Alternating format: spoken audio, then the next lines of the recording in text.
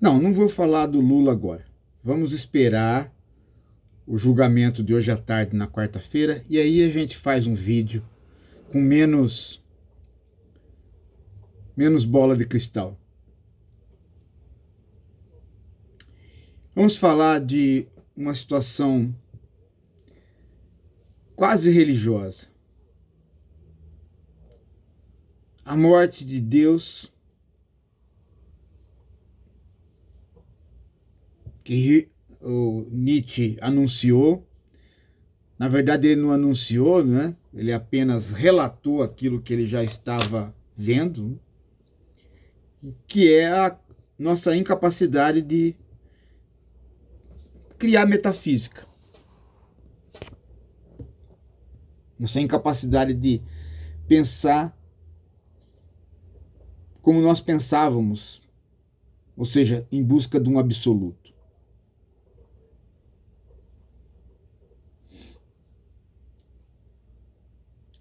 Mas naquela mesma época que Nietzsche decretou a morte de Deus, nós tínhamos já mais deuses para ocupar o lugar de Deus. Ou seja, nós tínhamos novamente poderes sobrenaturais ou naturais demais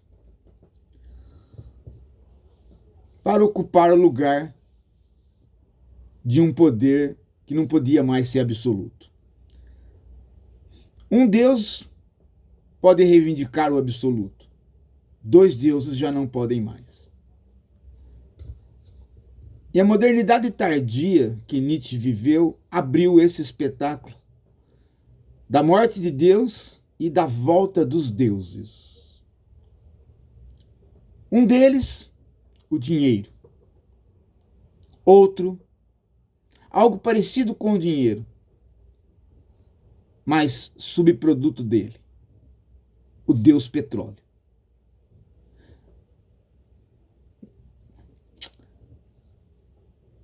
Tudo, gente, tudo mudou quando o homem começou a utilizar, junto com o motor a combustão, o tal do combustível fóssil. Uma herança dinossáurica guardada na Terra para fazer o século XX se destacar como o século do monstro.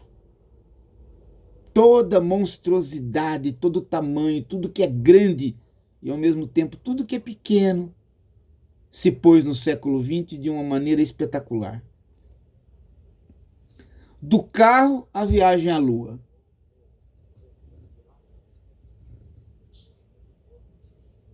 Do rádio de pilha à microchipação.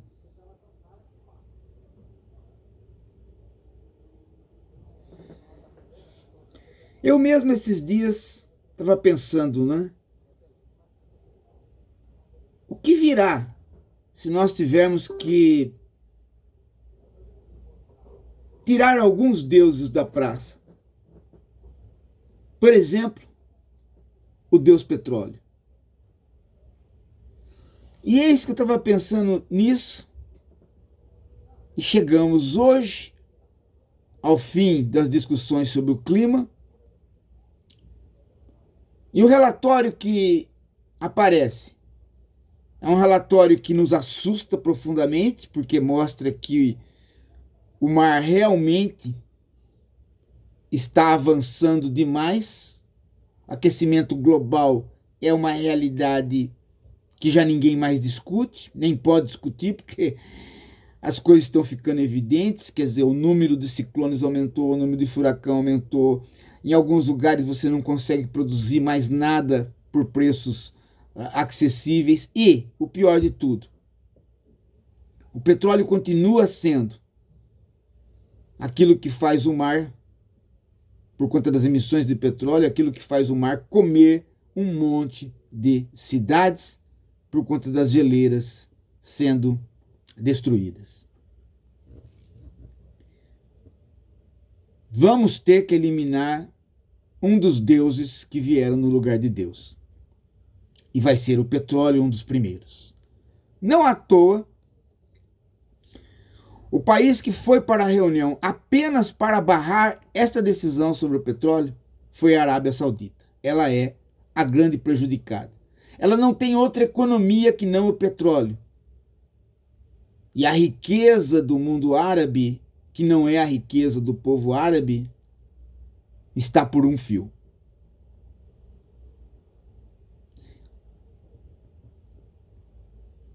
E mais, com o ataque dos drones à Arábia Saudita e o mundo inteiro de novo tendo que sofrer por conta de falta de petróleo, mais ainda o mundo agora vai se voltar para combustíveis que não são combustíveis fósseis.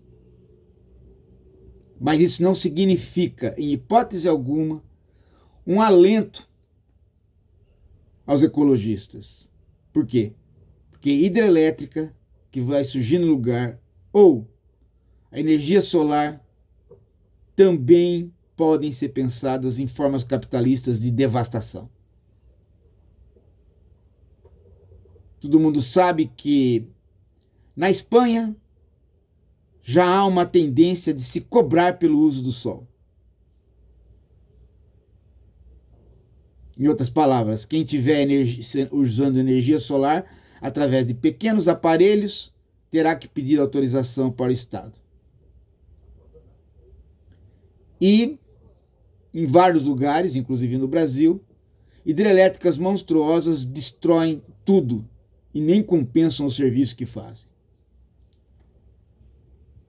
É preciso tomar cuidado, porque na derrocada de um Deus, os deuses que surgem podem não ser bonzinhos. Talvez o maior problema nosso não seja o petróleo e os deuses, mas esta tentativa nossa de, com o capitalismo, temos substituído Deus pelo dinheiro. E essa história não é vulgar. Essa história tem uma filosofia por trás que muitos tentaram desvendar, mas só Marx conseguiu realmente mostrar o caráter divino do dinheiro. E o caráter divino do dinheiro vem do fato de que ele, no capitalismo, é o equivalente universal. Ele é o que possibilita que uma coisa seja trocada por outra. Ele é o elemento de equivalência.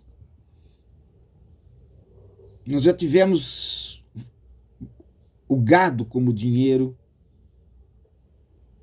Na Rússia já se chegou em uma certa época a usar a vodka como dinheiro. Tudo pode ser o dinheiro, mas o dinheiro se fixou no ouro em um determinado momento e na prata, porque o ouro era de fácil manipulação. Você podia dividi-lo quase que exatamente nas quantidades que você precisava para fazer as equivalências. E também porque o ouro tinha horas de trabalho embutida nele para ser retirado, muito fáceis de calcular. E também muito fáceis de serem universalizadas, ou seja, do trabalho necessário, socialmente necessário, que tem que estar embutido na mercadoria.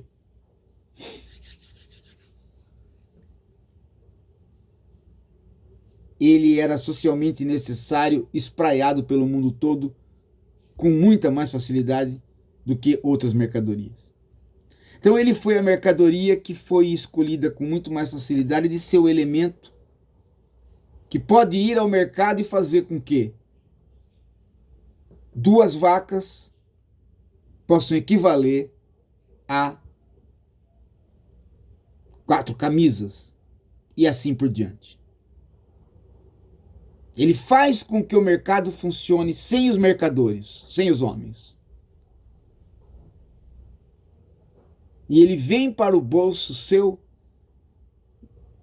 de modo que você não precise mais encontrar alguém que tenha a mercadoria que você não tem. Você simplesmente não precisa ter mercadoria nenhuma, nem ir buscar mercadoria nenhuma. Tendo dinheiro, você sempre tem o que você precisa. Esta mágica do dinheiro se sobrepõe a uma outra mágica. Quando o dinheiro descobre o tempo e ele domina o tempo. Quando o dinheiro começa a produzir o tempo através das prestações, do desconto da nota promissória mais tarde e, portanto, dos juros. E aí o dinheiro se fetichiza pela segunda vez, porque ele passa a ter vida própria e fazer uma coisa que só Deus fazia, que é a autocriação. O dinheiro se reproduz. Ele faz o papel de Deus ao dominar o tempo e ele faz o papel de Deus ao criar mais dinheiro. A igreja ficou louca com isso, porque a usura era exatamente isto. Um elemento natural, aparentemente natural, o ouro, mas transposto por relações sociais no capitalismo, fazia o papel de Deus. Criava o tempo. E ao criar o tempo, criava a si mesmo. Se eu concateno o tempo de quando é que eu recebo um dinheiro e eu empresto um dinheiro e depois tenho que pagar de novo aquilo que eu recebi, se eu concateno o tempo, se eu produzo o tempo conjugado, eu posso cobrar juros, juros e juros, e o dinheiro gera dinheiro. E aí acontece um milagre. Qual? Eu não vou mais trabalhar. Eu fico só com o capital que o Marx chamou de fictício. Dinheiro gerando dinheiro. E a produção vai não tendo para quem vender. Dado que eu, ao mesmo tempo que faço isso, também quero que as mercadorias sejam produzidas mais rapidamente e com maior intensidade. Então eu faço o quê? Eu ponho tecnologia no trabalho, isso elimina o trabalhador, que então vai ficar sem salário, e isso aumenta a produção sem ter ninguém para comprar. Quando eu vejo que está essa crise ali na produção, mais eu compro ações, mais eu tento ter o dinheiro que gera dinheiro. Essas são as duas grandes mudanças que o século XX nos traz, dos deuses. O Deus dinheiro passa a ser o dinheiro das finanças. E a matéria com a qual eu vou fazer o mundo funcionar materialmente, fisicamente, não será mais o petróleo. Prepare-se para esse mundo novo, sob roupagem velha.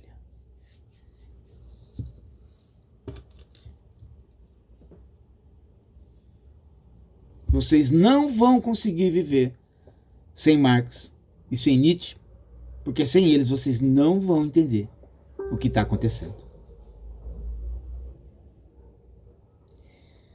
Daqui a pouco eu volto.